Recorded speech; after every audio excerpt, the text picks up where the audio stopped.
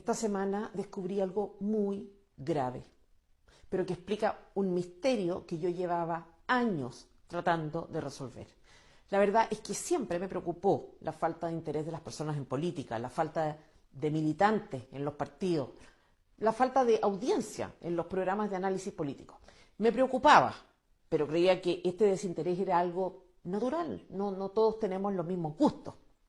Lo cierto es que jamás se me ocurrió pensar que había personas, políticos, que deliberadamente quisieran desviar la atención de los ciudadanos hacia cualquier tema que no fuera el político, porque de otra forma no podían llevar a cabo su plan. Todo empezó leyendo una anécdota de Mirko Macari, el director del Mostrador, en los años en que yo publicaba una columna semanal en ese medio.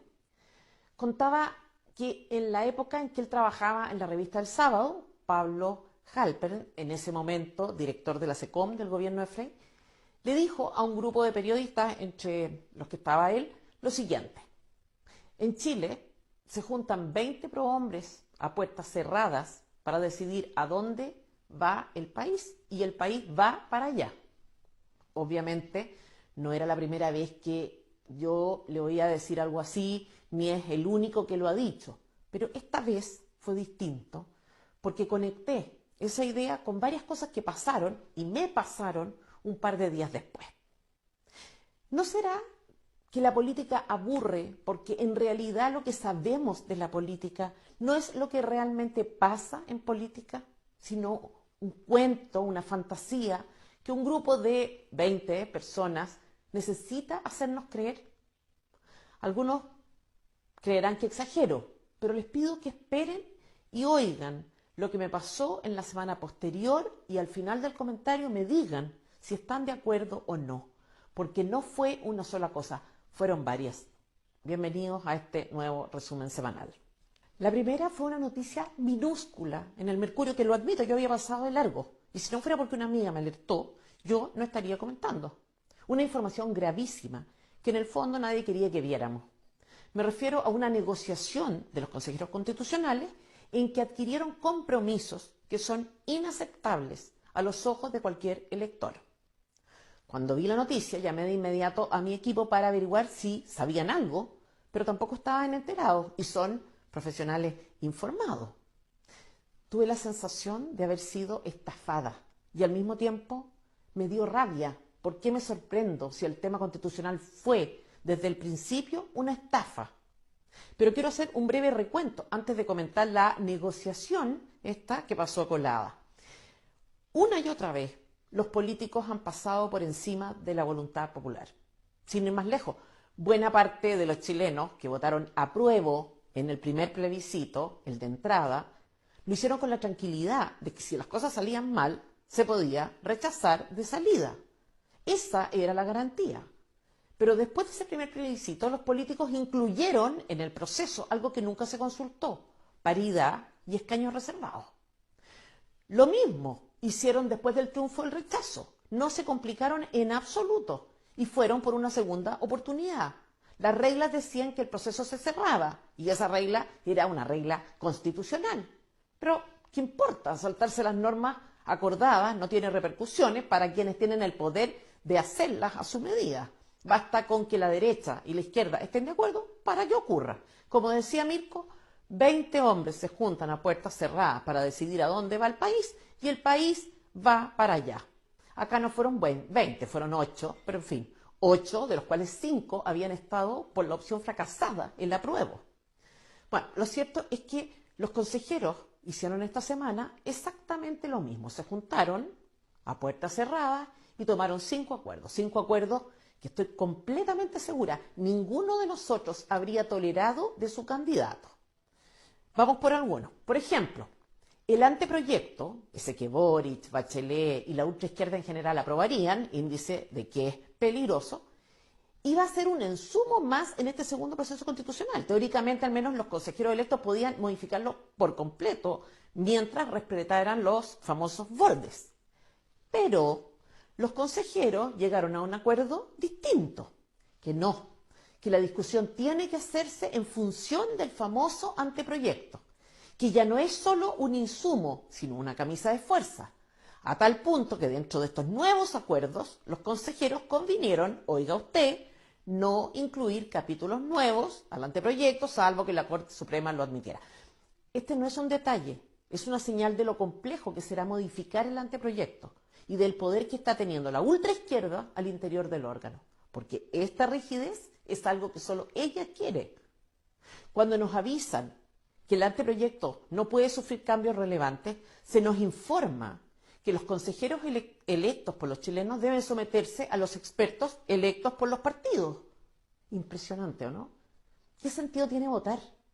¿Por qué no nos ahorran el ejercicio estéril de manifestar nuestras preferencias y la frustración posterior de ver cómo ustedes hacen lo que les da la gana?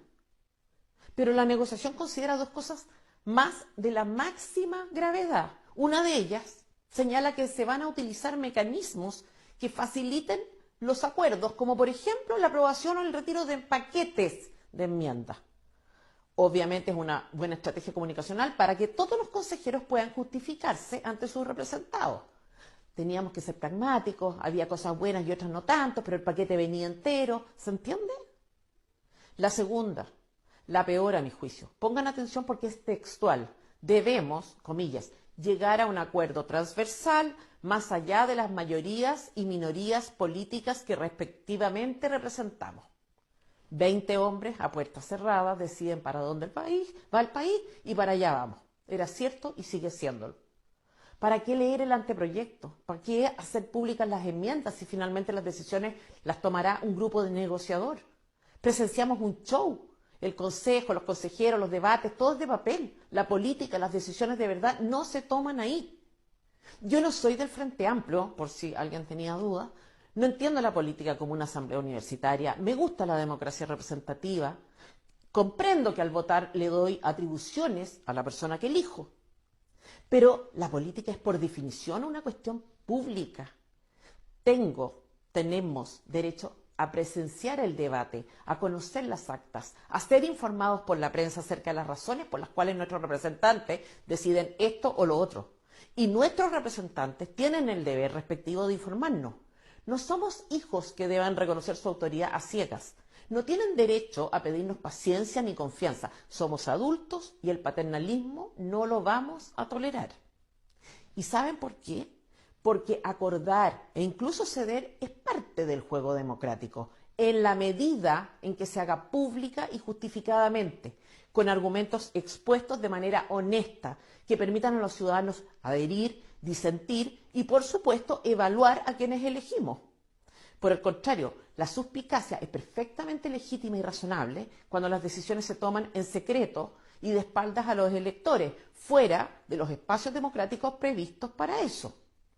Y la sospecha es que no se trata de acuerdos, sino más bien de una repartija de lo que el mismo Macari describe en su libro como democracia de los acuerdos, que en la práctica fue más bien una división pactada de espacios de poder. ¿Qué interés podemos tener en la política si la han privatizado, si toman sus decisiones a puertas cerradas y luego hacen lo que quieren? Incluso más, ¿qué sentido tiene votar si firmarán acuerdos, vuelvo a citar, más allá de las mayorías o minorías que representan? ¿Qué persona razonable podría tener interés en informarse o en participar si la información viene procesada como papilla para niños ingenuos que se tragan lo que sea y luego se modifican por secretaría? Y si esto no los convence, quiero agregar que no estoy especulando, que esto es algo que me consta a raíz de cosas que me pasaron y que no son de público conocimiento. Y por eso decía que esta frase de Mirko cobró especial sentido para mí esta semana, no solo por las noticias, también por los permanentes llamados y WhatsApp que he recibido de políticos de todos los partidos tratando de convencerme de que me pliegue a sus estrategias que si hicieran públicas los harían perder toda su base de apoyo.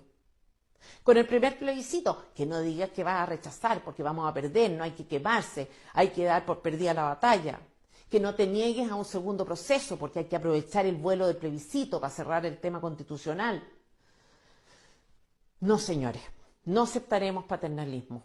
Ustedes pueden hacer como que nos engañan, pero nosotros No vamos a hacer como que les creemos.